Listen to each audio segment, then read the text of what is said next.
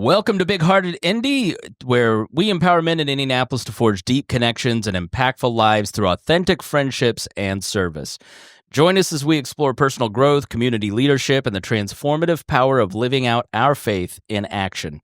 The podcast is produced by Citizen 7, and it is hosted by Greg Enas, Don Palmer, and I am Chris Spangle. Our guests today are Brian Schutt and Seth Morales. And Greg, it's not that Don's not handsome, but we have, I think, an upgrade in the looks department with Fred Yeakey here filling in for Don. But we miss Don dearly. Don is not available to podcast with us today, but introduce Fred briefly, and then let's talk to Brian and Seth. And you knew their dads. You actually went to church with their dads. That's right. Thanks, Chris. And it is a joy to have Seth and Brian here and my brother, Fred. Fred and I go way back. I think Neff introduced us. And so Fred and I have been partners in crime through Citizen 7 with our heart for Jesus, helping raise up young kids with education that positions them for flourishing in life, especially those kids that are on the margins. And so Fred has been working with Providence Cristo Rey High School for a number of years, has a strong background. But if I can just say one thing, I actually met Fred when we stood up the Oaks Academy. That's right. And Fred was with the St. Vincent's and the Babe Center running that. And lo and behold, over a decade later, 15 years later, we reconnect. So it's beautiful. Yeah. And I'll let Seth and Brian introduce themselves, but all these guys and myself go way back. And so it's a special joy to have everyone here. Awesome. Yeah, absolutely, man. It's an honor to stand in here and be on this couch with these two phenomenal individuals. To co-host with Greg and not to have Don here is just an honor. I'm going to try my best to be him. Don has a certain cadence that he talks. I remember meeting Don once and I was talking fast and he just slowed me down like a cowboy wrangling a bull. And, but I'm honored to be here. And these two gentlemen are great and can't wait kind of to learn a little bit more about yourself. Why don't you both just kind of open up, tell us briefly about who you are, why you are, and why Indianapolis is home. Yeah, so Seth Morales, born and raised here in Indianapolis back in 1979. Ooh, yeah, 70s. So I'm going way back. Had the fortunate opportunity of being, when I was born, I was put in the crib right next to Brian. Like a month later, he was born. So we're about a month and a half apart in age, and pretty cool to see him and I grow up here in this area. But born and raised, didn't leave the city, stayed in Indianapolis, went to Lawrence Central High School, then Butler, Purdue University, came back here after I was done with college, and jumped into the family business pretty much right off the bat. I had a job with a company called Rico just right out of school, but been with the business for the last 20 years. And I've had a number of different roles at Morales Group. Morales Group is a recruiting and staffing company, and just have a real heart for serving and putting people to work. And, we've scaled that business up over the last several years and worn a lot of different hats. And on the professional side, that's been great. Personally, married with 3 kids. I've got a 10, 8, and 2-year-old, or a 1.5-year-old. She's going on 2. So it's been fun, just doing life, building the family, building the business, and just being here in the city of Indianapolis. So that'd be kind of my quick story. Wonderful story. Thanks. Well, similar to Seth, Indy, as Seth said, a month and a half after him in 1979, and mirrors his story quite a bit. So grew up on the Northeast side, went to Lawrence Central, went to Purdue. I like to take credit for recruiting Seth to Purdue after that short stint at Butler.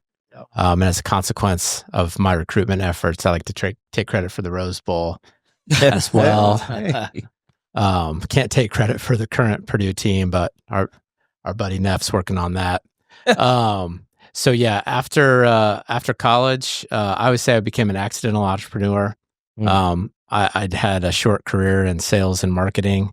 And to be brief on that, just learned that I was a generalist, but didn't know what I was sort of built to do in terms of entrepreneurship, and sort of necessity became the mother of invention in 2009.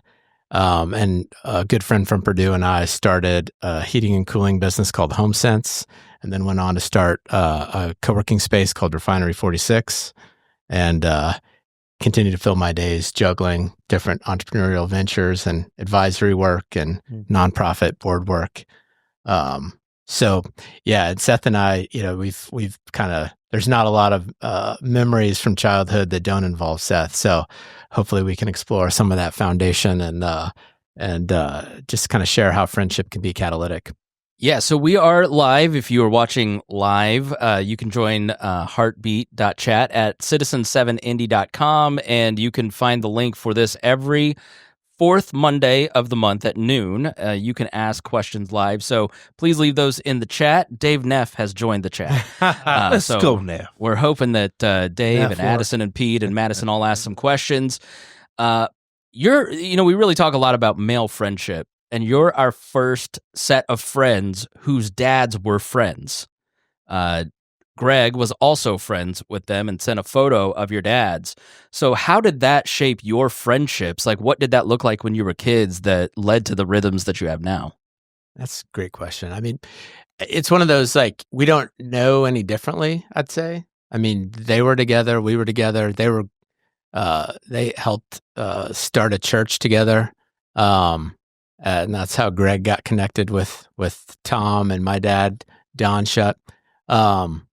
And then, we just, as I said, memories were always involved with you guys. So, I would, it's one of those, like, not strategic, just sort of happened that way.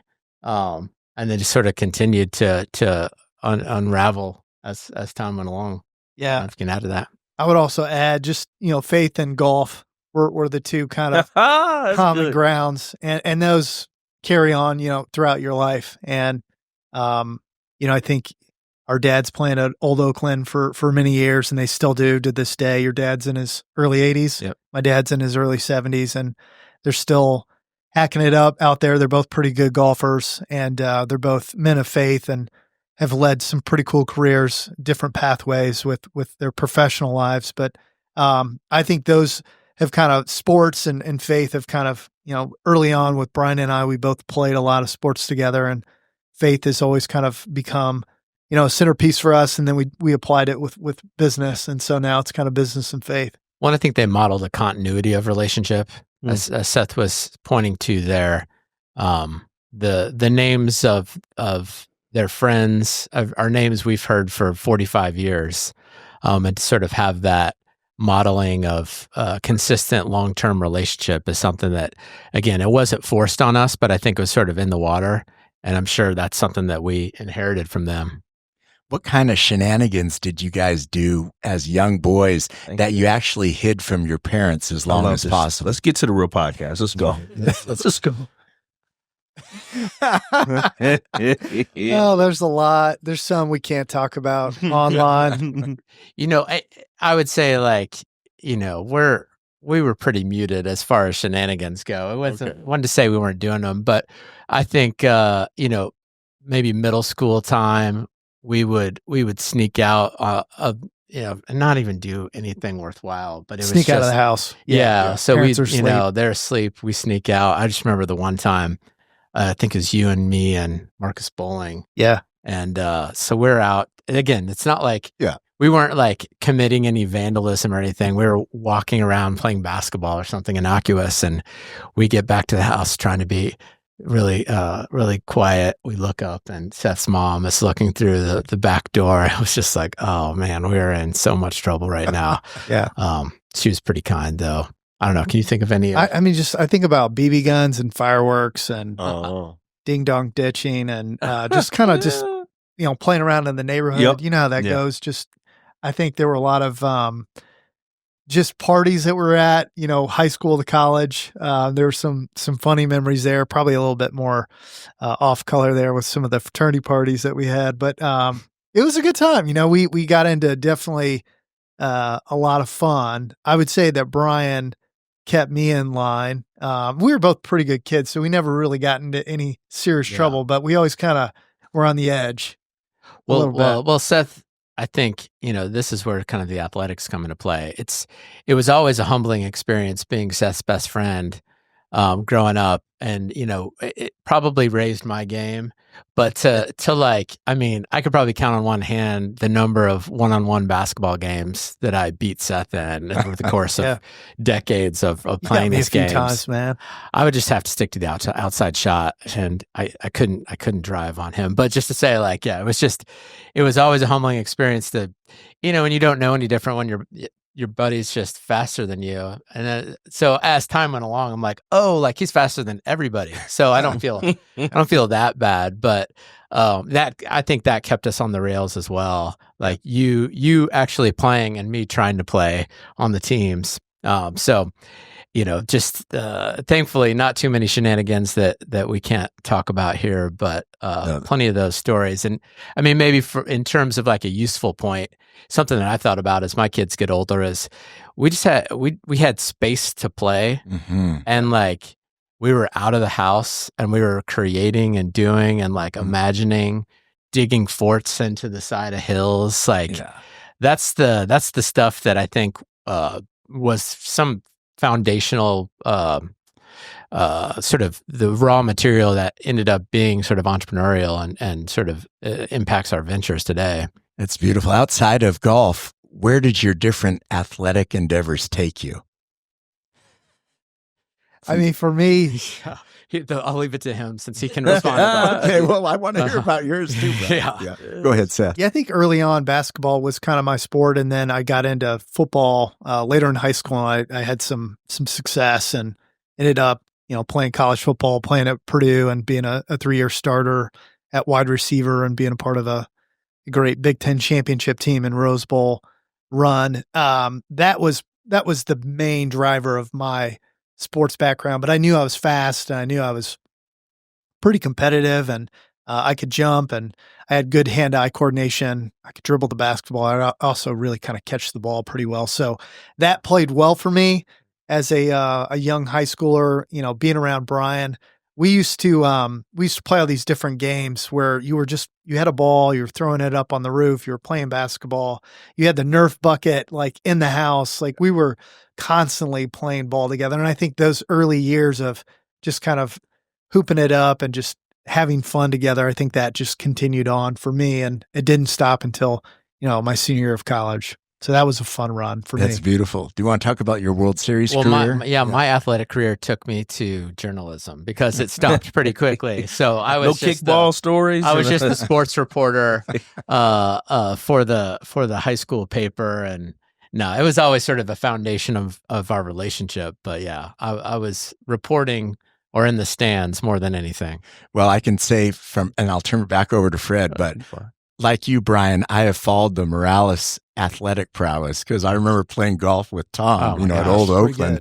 Dude, that guy's a monster. I couldn't even putt, relative, let alone drive like that. And I will say, the first time I did 360 trick skiing on a short board was with your dad in Joe Fuller's boat on Geist. And I tore my rotator cuff. And I was out for 20 years. I finally had Frank Wilson do surgery on it.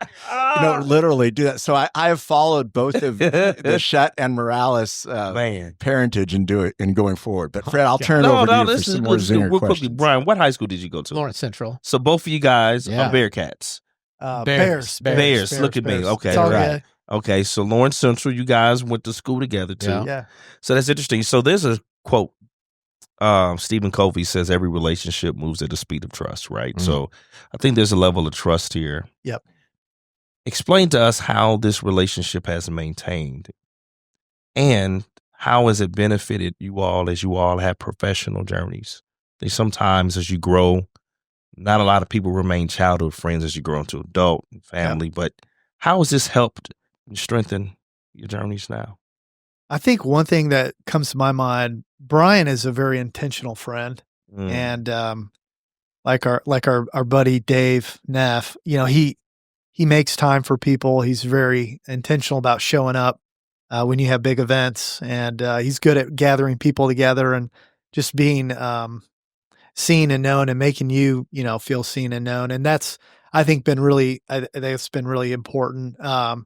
We've had moments where, we've just, from John Strange, elementary school to, Lawrence Central to Purdue to, still today, we've just been, I think, intentional about getting together. And, now you're helping us out. You're consulting with the business. That's kind of cool. Didn't see that happening today, but there's different ways that we've kind of leveraged each other's strengths. And I think that's, the power of networking. We've built a pretty good network together.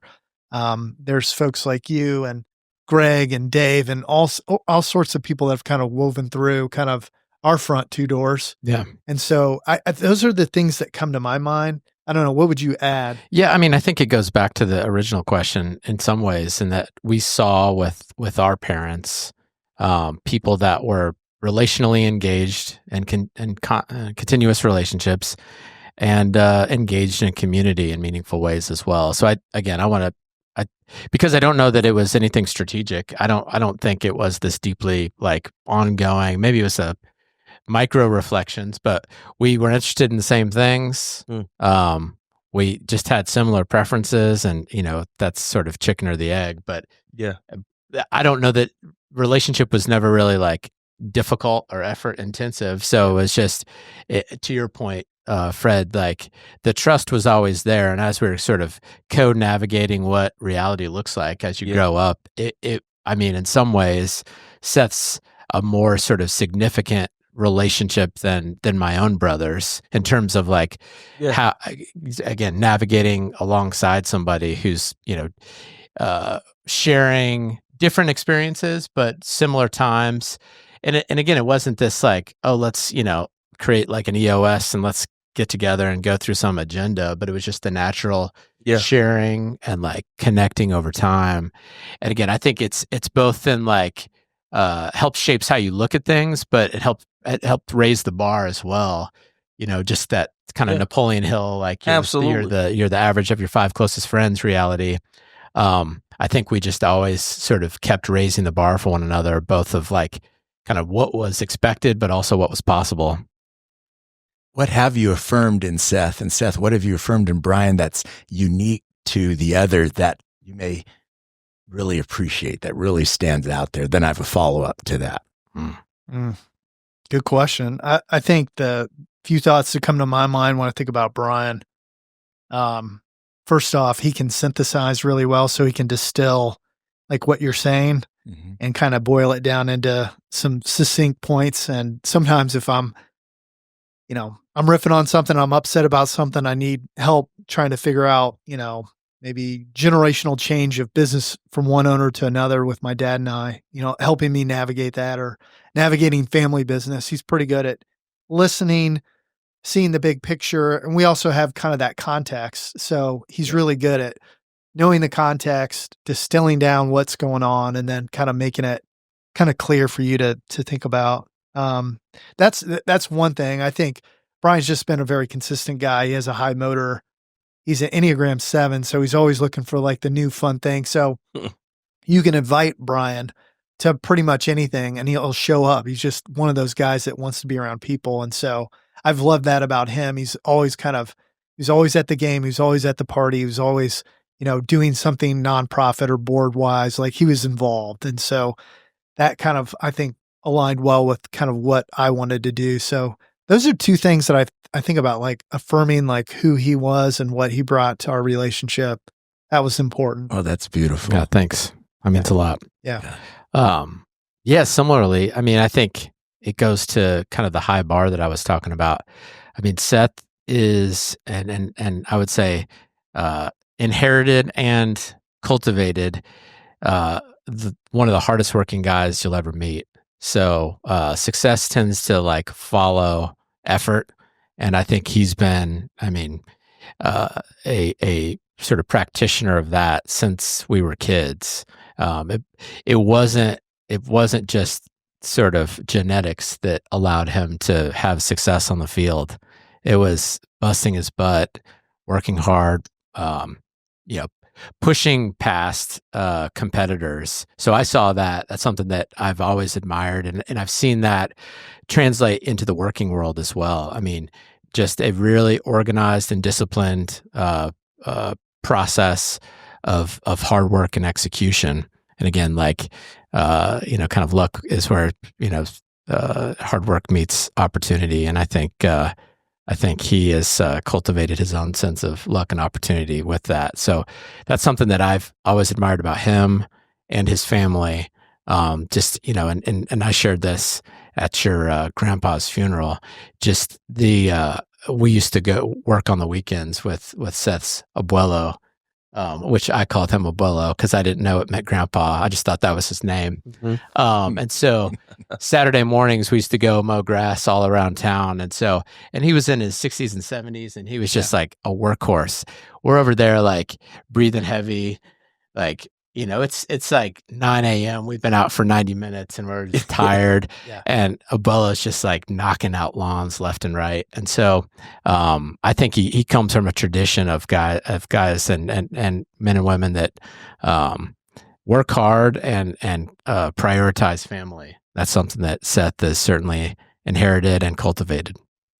As a follow-up, how has your friendship affected your why? And with that, you've received a lot of love from each other, but from your families, your parents, your grandparents. So, and the love of Jesus. And I see that demonstrated not only together as brothers and friends, but also for the city. Yeah. And so how has your friendship affected your why, both individually and collectively now moving forward into the future here in Indianapolis? I'm going to let you go with that one first. Well, I think that's a hard one to sort of distill down. I think, in terms of a why or sort of a motivating reason for existence, I don't necessarily look at it as a sort of concrete target to be reverse engineered towards. And I don't want to go so deeply theological on this, but I think too often as believers, there's a risk to simply transposing cultural best practices onto our faith. And so I think too often when we sort of put a why out there as sort of a target and then reverse engineer our plan to get there, we stifle the creative work of the Holy Spirit. And so that's good. I like that. I think there is a healthy holding loosely of whys. And so for me, that's where this is a little bit of, what do they call it in Congress? Filibustering here to give Seth some time. But so for me, why is an emergent thing as much as it is a sort of a target to reach. Part of that is I think we're shaped through relationships. So to the question specifically, I think who we spend our time with, who we're telling our stories to, who we're living our stories with is sort of catalytic in that process of clarifying the why, to the extent that we can have that clarity. So it goes back to the earlier response to some ways that locking arms with, walking alongside somebody who is taking their faith seriously, taking the relationships in their lives seriously, has a way of the iron sharpening iron reality. And so whether or not he's sort of speaking directly into what it is I'm doing or not, but I mean, even like what he referenced, I think sort of a practical sort of outflow of the relationship. Year and a half ago, I say like, I've been encouraged to sort of go down this path of doing some advisory work. And so he's just like, we got some projects, you can come along. And so just giving that sort of first yes has really been helpful to get momentum going on that emergent part of my career. So again, a little bit evasive on the specific why, but I think he's been certainly a component of the ongoing clarification and integration of what I believe and what I do. Maybe I can ask something, and Seth, I'm going to kind of put this for you. We kind of hinted towards this with the why. Walk us through how your faith has been an instrumental part of what you're doing in the professional sense and how it's guiding you we kind of talked a little bit about the great things you do in the community, but Yep. talk about that thread of faith and how that has motivated you and inspired you to do what you do now. I think it's a good question when I think about the why and our faith and how it intertwines with what we're doing today professionally. I think about our business, and our why is building better futures one story at a time. And so it's all about lifting others up. And, we just got back a couple of days ago from building homes in Mexico. And I did that with my father and my two sons, our team. We had a staff of 35 go down. And that's kind of coming back to our purpose of why we do what we do. And that's just kind of woven through how we play the game at Morales Group and how we kind of live out our lives personally. And Brian does the same way. I think he's constantly trying to build better futures one story at a time, whether it's through HomeSense or Refinery 46. And so, or our networks, our board work, that's been really important. I also think Brian and I have this like unique being on the edge of the inside where we're not always that word. Yeah, we're not always insiders. I think we're able to overlap and with different circles of influence, we're able to kind of move in and out of different groups and really kind of try to be a bridge or a light and kind of shine. And that's one of our core values at Morales Group is be a light. And so you can be a light in a lot of different ways. From a faith standpoint, you can be a light just helping somebody out and just kind of having wisdom or giving them insights, consulting. So I don't know, that a really good question. Those are just, I think about concepts and things that are really important for how we play the game at Morales Group and what I'm trying to teach my kids and my family. And so I think there's a lot of common ground there with that, but that's what comes to my mind. That's good. That's good. How do you stay spiritually grounded when you've got young families, you've got entrepreneurship, you've got, civil society commitments? How do you stay spiritually grounded and find the time to do all that you want to do? Got it? Oh, geez. To do all that you want to do. That's so tough. I mean, as I've gotten older, I'm just more and more aware of my limitations. And as I'm conscious of my insufficiency is usually where spiritual sufficiency comes in. So where I'm weak, he's strong. The posture of open-handedness, I think, has not always been an easy one. And to my earlier point around like the potentially spiritually detrimental concept of planning and reverse engineering my plans. When I'm concerned about my plans, I'm pretty unilaterally stifling the creative work of the Holy Spirit. So I think increasingly, and even in the last month or so, God has a way of reminding me of that his plans are ultimately preeminent and my plans are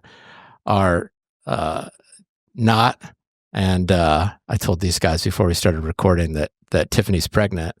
And so let's go. Sometimes Come on, let's go. There we could drop the mic. Let's go. Publicly now. Congratulations. News. Yeah. So Congrats, man. Anyway, things like that have a knack for letting you realize that you're insufficient and whatever plans. And just as an aside, not only is that just true, but like life is boring if it's merely just a 5-year plan that I'm doing my best to, Six Sigma execute. I wouldn't want to live life that way. And so God's heard me say that enough that he was like, oh, let's see how much you believe that. That's good. Here's a child. Amen to that, brother. That's right. Amen to that. Yeah. It's big, man. That's Thanks. a big announcement. Well, you know about it. Let's go. Yeah, we knew about it. So, we had a baby a year and a half ago, and I'm 45, so a little bit later in the game. And it's just kind of funny. Brian has always been the guy that to do things first, and I kind of trail behind. And so you flipped the script. I think so. We'll It's see. becoming a leader finally. Yeah, finally getting there. But I'm super pumped because we'll have girls that I think will be close and will do the same thing. Second generation coming up. So we'll see how that is goes. so But beautiful. Isn't that beautiful? It is. And we got a book for them, don't we, Fred? We got a Yeah, book that's for 'em. right. You That's know, I right. got an 8-year-old that just wrote a book, Exercise with Rosie. And I too just had a baby. Available on Yeah. Amazon. I hear. Available on Amazon. I got a 7-month at home, man, at 42. So, Oh, you know, let's go, bro. That's Let's so go. Number good. 4. Well, let's Yeah. tout some of your individual visions. Brian, I'd like to hear about your vision for the neighborhood where I met you on 46th Street, Refinery 46, and what's happening there in the neighborhood? What have Yeah. you seen and your heart there? And likewise, Seth, Yeah. what's the Morales Group all about? Bringing folks in and being hospitable and giving them employment from outside the normal Hoosier environs here. Would love to hear about that beautiful work that you've been involved with for so long. So whoever wants to go first, but I'd like to hear a bit more on that. Yeah, so we made an investment along that 46th Street corridor about 8 years ago, bought a big 30,000 square foot building and have revitalized that and created a co-working space called Refinery 46. And we have over 100 businesses in the space now. So what I have learned in terms of community revitalization efforts is the virtue of holding loosely to my vision. So it sort of moving from a my vision to an our vision concept, which is inherently there's a little bit of sausage making to that. So I will say our vision is to keep the continuity of a really rich and diverse neighborhood, while also encouraging revitalization of existing buildings that might need a refresh and some revisioning, and then land and homes that could use some care and some upkeep. And so what I try to do and sort of recognizing that I'm a stakeholder, but I don't live in the neighborhood, is be a catalyst, be a convener, but not attempt to not be heavy-handed with forcing my vision on the place. So I've really tried to take a role of, as I said, convener and recognize where we can help create tailwinds in terms of maybe it's connecting dots between institutions, finding opportunities for grants for the local CDC, helping convene the local neighborhood association. So as much as sort of a particular what that end game will look like, we've really tried to be, my vision is more around the how, creating opportunities to have those stakeholder conversations. Because I think, again, for things to be long-term sustainable, you typically need to have the stakeholders in a community really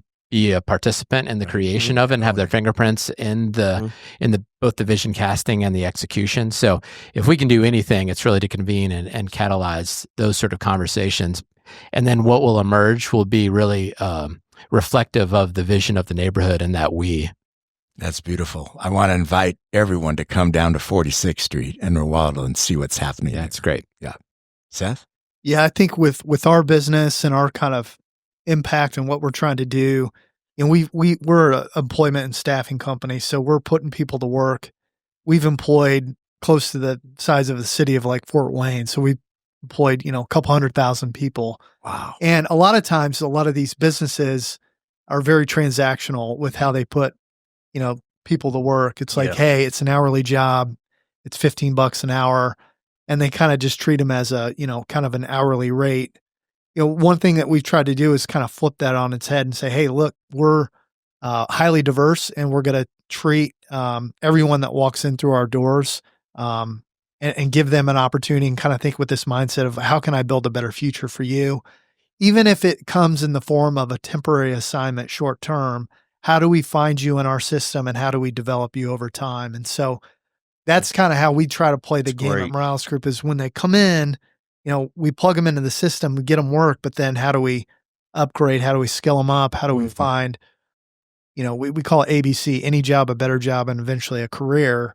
So that is kind of that pathway. And so I think we've taken a different approach to how we want to recruit and staff. And we're not perfect, but I think when you employ that many people over, 20 plus years, there's been some really cool stories of people that have really kind of found a pathway in a career and they've gone from, like $12 an hour to like an $80,000 a year salary. And it's just because of their hard work. And we're just basically opening the doors for people. And so that's been fun. It's kind of it's a platform to do good and give back. And now we're starting to build our business out. We bought a professional recruiting firm that does more of your direct hire, headhunting type work, and that's gonna open up other opportunities for people. So we're excited about how that is kind of changing over time. But it still the whole premise behind it is, how do you like serve, people and give people opportunities? That's right. Well, you guys are exemplars, I would say, of business as mission, not business and mission, that bifurcation, but business is mission. Yeah. Thank you so much. Yeah, thank you. And Seth, I didn't realize 200,000. Me either, man. That's awesome, man. Blows me away. Yeah. You guys got to go to Morales Group and find what's happening there. And I'm a customer, right, Brian, of HomeSense. So you got to go to HomeSense too. It's really beautiful. I'm not only, but I'm a client too, man. Okay, so this is real, man. Thank you guys for sharing that. I love to sit down and just have common conversations like this, because what you think you don't know. And it's very important to hear why and how successful your businesses are. But I'm gonna ask you another question. Citizen 7, I think we all are kind of familiar with, and this podcast is such a blessing to amplify what Citizen 7 means. But I'm gonna ask you guys a question. I would love you all to add perspective, because I think our community, our state, our city really needs to know the why behind this. And this question is, what are the reasons, or what was the reason that you all decided to stay in Indianapolis when you had every opportunity to leave? When there's probably people called you and, me being from here, I got to get out and see the world. How did you invert the world to be in Indianapolis and not go and leave? Well, I took a trip for a couple of years. I was down in Mexico, and I've traveled a lot. And I mean, I think what I've found is that what's distinct about Indy is the people. And so more than anything else, that's what kept me here. Relationships like that with Seth, but many others, where it's like, to be in a place where you're known, I think is something that's difficult to find. And yeah, just the open doors and the open door mentality that so many people have. So when it frankly wasn't really even a question. When it was time to move back, this was the only place that I really considered home. Other places are nice to visit. There's a lot of places with better weather. That's obvious. Certainly a lot of places with better roads. Especially right now. Jeez. But yeah, I mean, place is interchangeable. People are not. And so for me, that was why I set up shop here and why I'm deeply invested here. I mean, I would add, just two things that come to my mind. One, my grandfather was a tomato migrant worker. He came up here in the 50s and he wanted to build a better future for his family. And I saw how my dad, going to Lawrence Central, like myself, going to Purdue, becoming an engineer and coming back.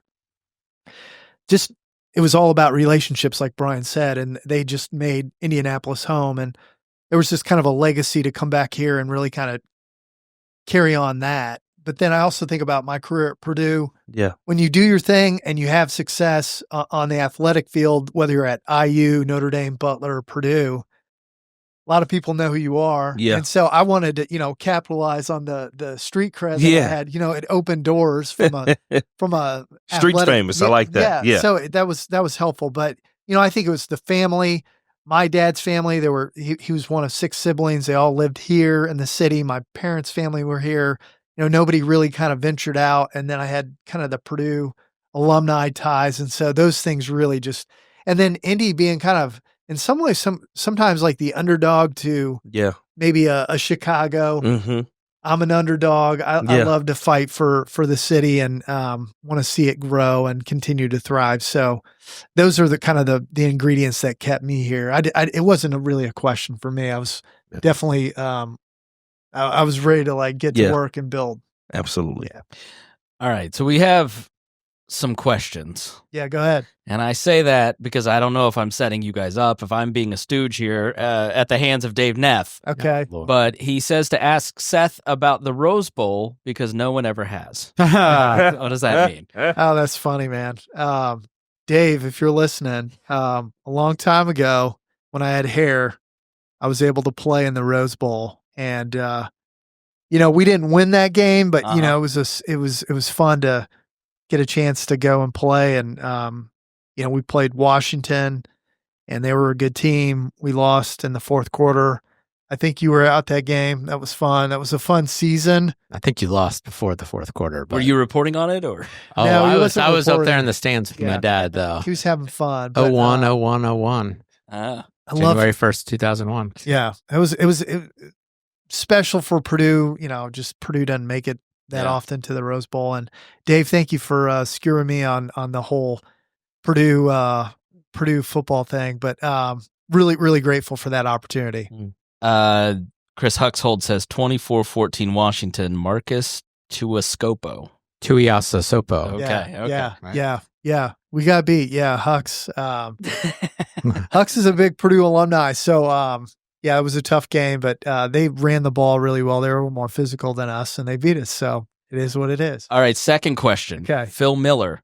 Super random question here, but Seth, were you my roommate at Hoosiers Boys State in like 97 or 98? Yeah, at Indiana State. Yeah, we were. Yeah, that's wild. Great. Yeah. So That man, does Seth still look the same as he did back then? I mean, The Hoosier Boys aforementioned State. hair. Hey, that was like a you took like top kids from each school around the state. You gather at Indiana State University, and during the summer, and you learn politics and leadership. And there's a lot of bright stars that came out of that. I think at one point, like Mitch Daniels was like, he ran for Hoosier Boys State, was state president, and then I don't know. Anyways, there's a lot of talented people that come out of that thing. Now, you two are getting the most questions of anybody we've had on the show here. And Phil, I'm not going to say that Seth had less hair. That's rude. Addison says, two St. Albans legends, boiler up. Oh, wow. Let's go. Bob Schloss, excuse me, says, love seeing your friendship and hearing about your businesses and hearts for people. Thanks so much for taking the time to share. And Doug Allgood says, Seth, welcome to the neighborhood. I'm excited to work together to organize a neighborhood block party this summer. Yeah, we're looking forward to it. So we're moving down to 16th Street, right there by the Oaks Academy. Oh, we'll be neighbors. Polk Stables. Yeah, so we're going to be moving into the Lesson Lee or Seismic building. Okay. Close on that building here in 2 days. Congratulations. Great. Thank All right, so I've got a serious question. Let's get Yeah. back to the interview. Enough of these knuckleheads over here on Zoom. What advice would you give young entrepreneurs about finding that work-life balance, having a successful personal life and professional life? Oh, geez.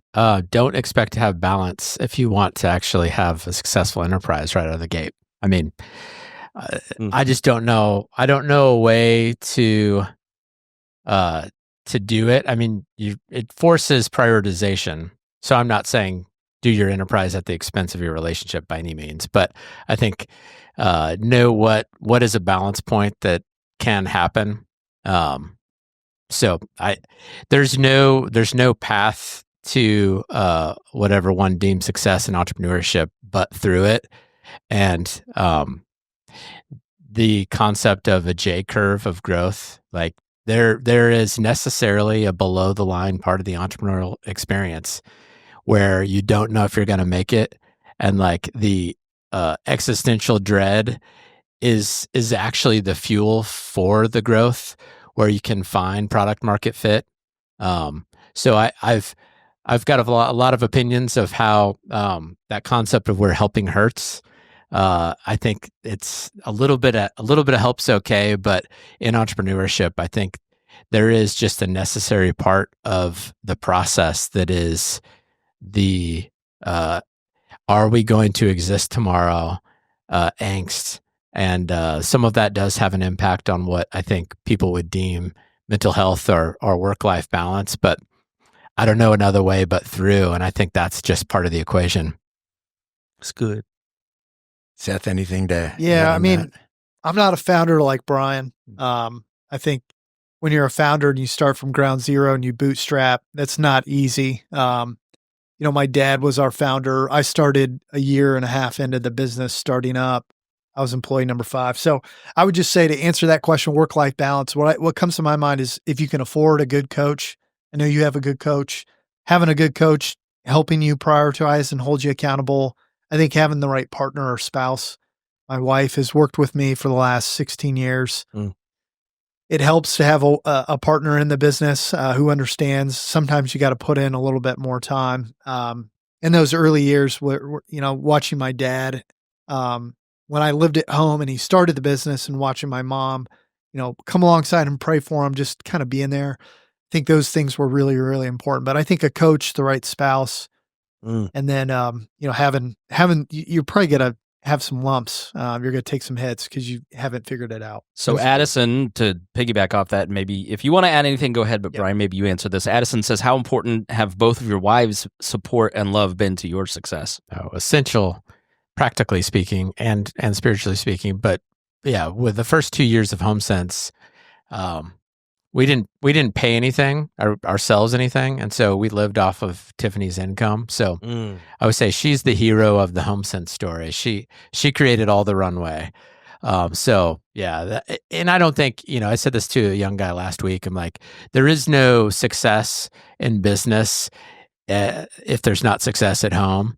And we know, stories upon stories of folks that have prioritized career at the expense of their family. And ultimately, like, that stuff, those chickens come home to roost, unfortunately. So I think, not to argue against my earlier comment, but like, you got to keep that wife relationship or partner relationship as primary. Otherwise, everything else will fall. That's that sort of build a house on rock. Yeah, that's kind of biblical too, man. So it's really great. Yeah. All right, we've got time for a couple more, but I'm going to ask Chris Huxholt's question in a different way. All right, he wanted to know your favorite story, but like, when you're 99 and you're talking to your kids, in Brian's case, or great grandkids in yours, Seth, what is going to be your favorite story about the other person? Oh, man. I know what Seth's going to say. Oh, man. There's a lot. There's a lot of fun stories. There's some inappropriate stories. There's some fun stories. The one that you're probably maybe you're thinking about this, but Brian and I have always been a duo. And I remember we were playing up at Notre Dame. I was playing at Purdue. It was midway through the second quarter. I ran out of the huddle. Drew Brees gives our play call, and I'm lined up at receiver. And I look up into the stands, and in a sea of like green and blue Irish fans, I see Brian just pop up in this orange vest, and he like makes this loud like, "Go!" And I do the same thing back to him. So And in the sea of like Notre Dame fans, one guy, like, I mean, just like, it was just like, we always kind of had this like telepathic, you could just tell what the other guy was thinking. It was great to see him there, always just supporting. And so I think that's carried on, into life in a lot of different ways, but that's a fun memory, because it was like, man, it was like just him and I on the field, and we're at Notre Dame Stadium in a close, tight game. And that was cool. It's fun to see him and have that opportunity. That was cool. And he's told that story as the best man in my wedding. And I told that reference to his grandpa in my best man speech in his wedding. Oh, geez, the stories that I would tell, the ones that I'd want to tell, are not suitable for work. So I did at his last birthday party, though. I told some ridiculous stories. Again, that's the one I'd want to say. Oh, geez. I know what you're thinking. Yeah, I know. Well, I'll just sort of give the PG version. So, like, and this sets us in the 80s, because like we were in one of the station wagons where you could look backwards. Definitely. Oh, Chevy Yeah. Impala. classics, bro. Yeah, before children, got killed, I'm sure, at a large rate. Best road trips.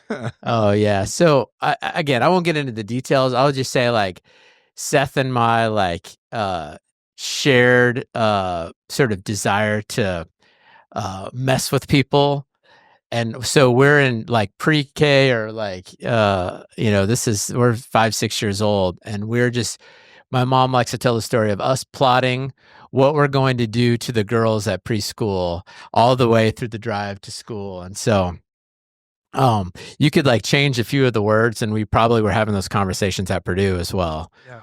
So I'll leave it there. It's Yeah, a PG that's good. version. Yeah. Young. Go ahead. No, go ahead. Go ahead. I don't know if you've been asked this before, but I'm going to ask you to share with each of your dads what you want to tell them because of this relationship. And then my second question is this: what do you want to share with your friend's dad about that relationship? So your dad and then your friend's dad. Go ahead, B. Oh, man. I mean, my dad and I, gratefully, our relationship is really fantastic. And so I'd like to think I share freely with him, but,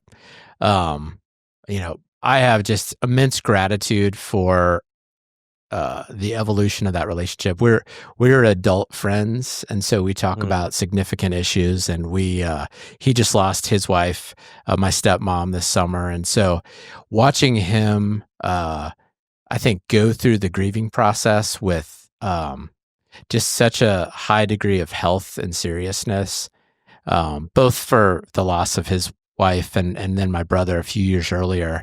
It's really been it's an example of just maturity and something that I really like aspire to emulate as I grow up, of just just going through hard things in a direct way, without fear or without sort of obvious fear. So I just think he's doing the hard work in a really healthy and God honoring way. And that includes just acknowledging his own deficiencies over the years. There's nothing I can't say, however critical it might be, about childhood that he's not willing to hear and process and do so in a way that's just not reactive. Again, just it really is something that I find aspirational. Similarly, Tom and I have a great relationship as well. I was basically a Seth Morales kid. I would say through those high school years when Seth was involved in every sport, and I was just, a mere scribe on the sidelines. I had a lot more margin than he did. And so after school, my mom worked and I lived with her.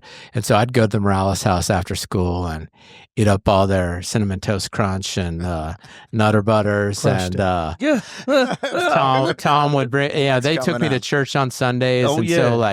So I've said this to both Tom and Chris, because I didn't sort of in my more conscious years growing up, my parents got divorced when I was 9.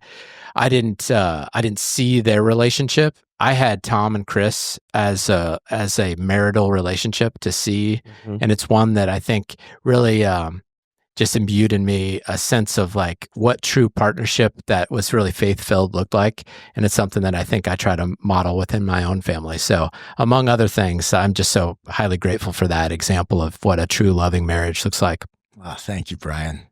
It's rich, man. Seth. Thanks for sharing that. Yeah, I think when I think about my dad and the relationship that we've had, it's been one that's been connected very closely through sports and then through business as we got later in life. And now it's, as he's kind of retired and become more of a chairman, it's been more about just like legacy and family. And each step along the way, there's been times where, my dad has been tough on me, but he's such a loving father.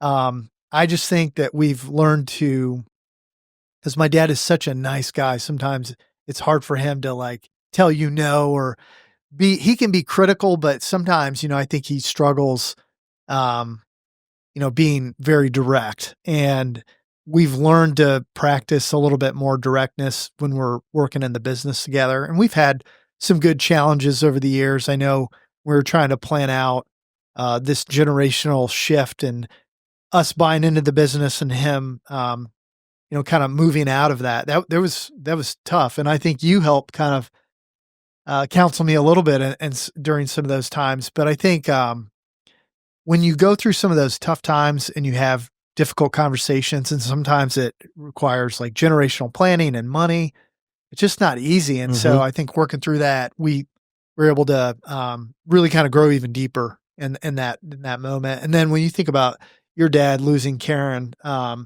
my dad, my mom is losing some of her short-term memory, and that's been a really difficult thing for my dad and our family. And to see him go through that, he's opened up in different ways that I hadn't seen before. And so it's been kind of really neat to see these different evolutions of our relationship deepen in different ways. And it just continually gets better.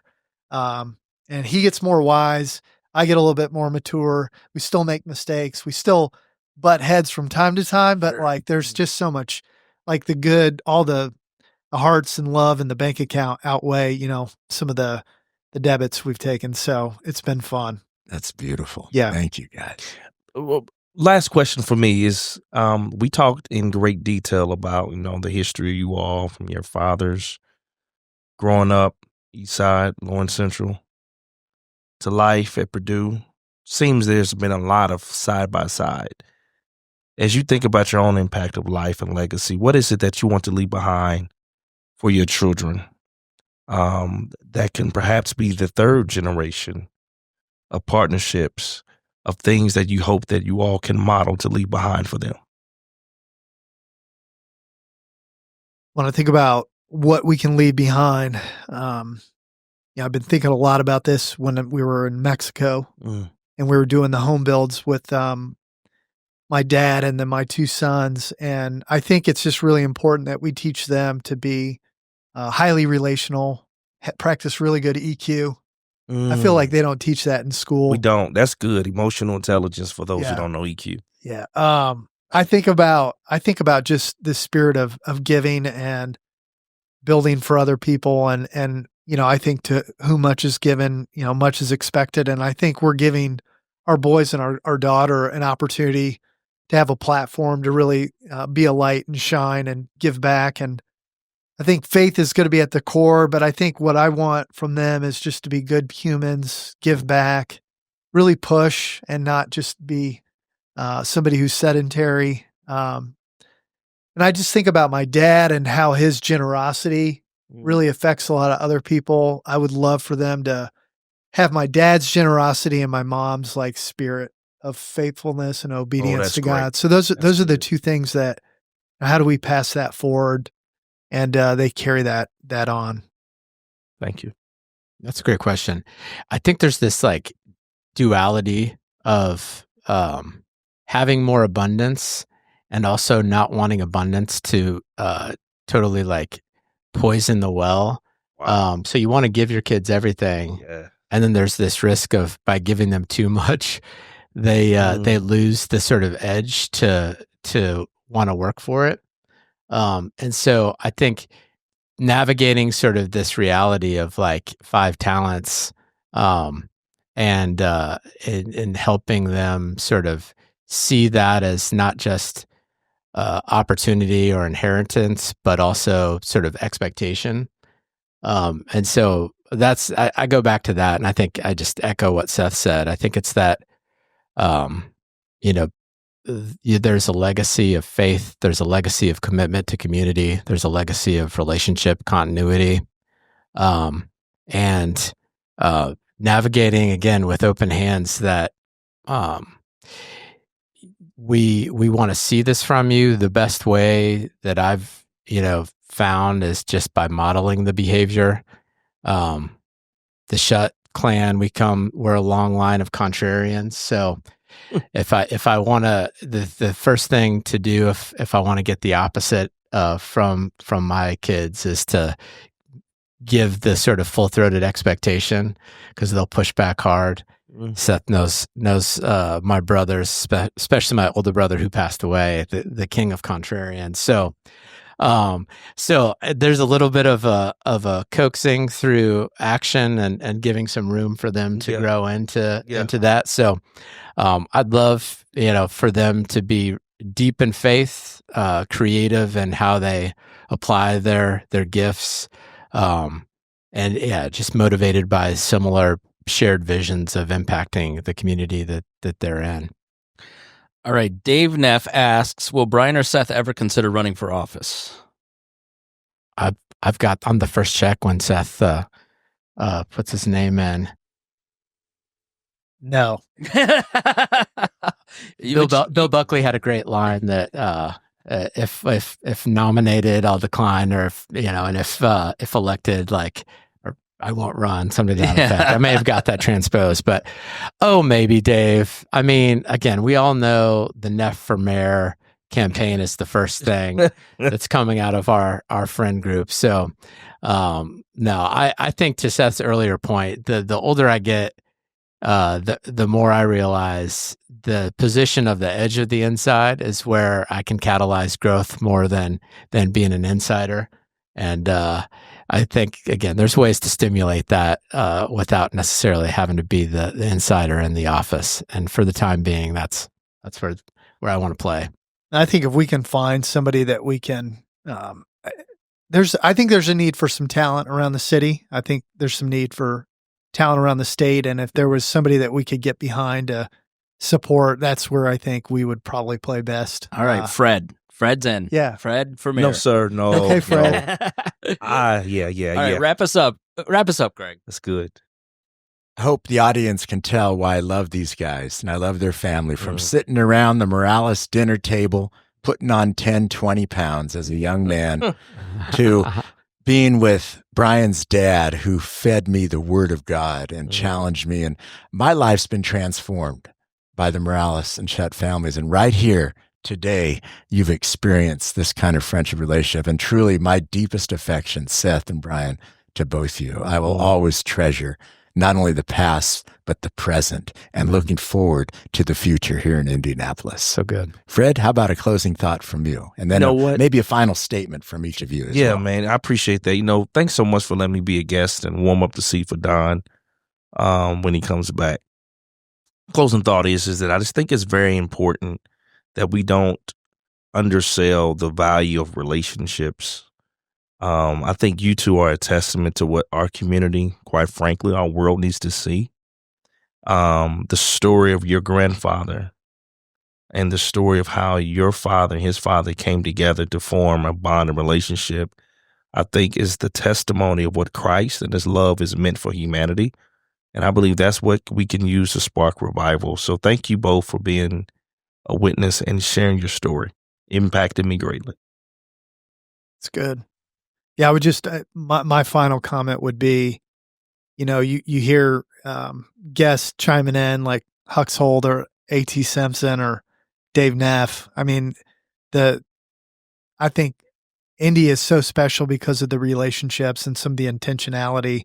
Think about Don Palmer being in my dad's wedding and both of them being Sigma Chi's, and then sitting in the seat and knowing, Greg, your relationship with Brian's dad and my dad, and just the Oaks Academy and some of the stuff that just the overlap, the concentric circles that are wrapped in. It's fun to just be a part of it. And I think being intentional with your relationships and doing God's work just brings you around, I think, some of the right people, and it's fun to continue this on. So I think that's the thought that comes to my mind.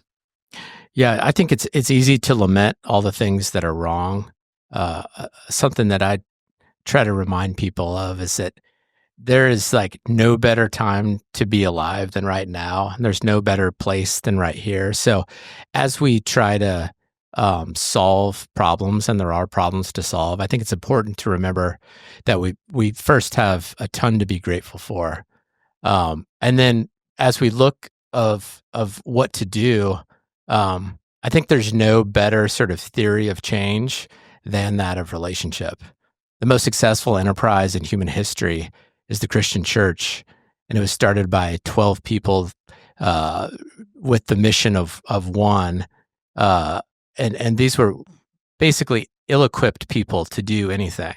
And so those relationships that were deeply committed and obviously inspired by Christ, but is sort of objectively the most successful venture in the history of humankind. So I think as we sort of, as we identify challenges that are also opportunities in the community, I think it's organizations like C7 that build that are built on that foundation of friendship as a theory of change. And I think I think sometimes we confuse and we get caught up in tactics when just showing up and being consistent is really the catalyst for the change that we really need to see. All right. Well, thank you for joining us here on the Citizen 7 podcast, Big Hearted Indy. And we are so grateful that you have joined us. And please, if you enjoyed this discussion, the best thing you can do is go and share this. Share this on LinkedIn, Facebook, email a friend, let them know about the podcast and the theory of change that friendships can make a huge impact on a community, a life. It's so important. And I think that's a great phrase. Thank you so much, Brian. Thank you to Fred for co-hosting. Thank you to Seth and Brian for being here, for Greg and Don and for their leadership. And thank you for listening here on Big Hearted Indy.